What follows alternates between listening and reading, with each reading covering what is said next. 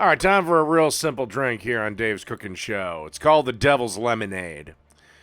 First thing you want to do is get a shot of Devil's Cut bourbon and put that into a ice-filled shaker.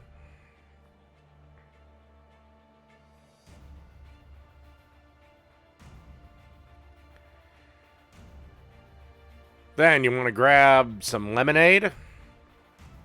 I suppose if you want, you can make it yourself, but fuck it. Get the stuff in the refrigerated section. And you want 2 shots of that placed in your shaker.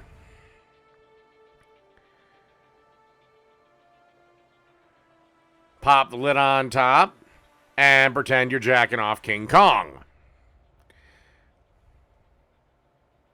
Adjust the camera. And then grab yourself a tumbler with some crushed ice in it. Pour this son of a bitch on in. And that's it. The Devil's Lemonade. Done.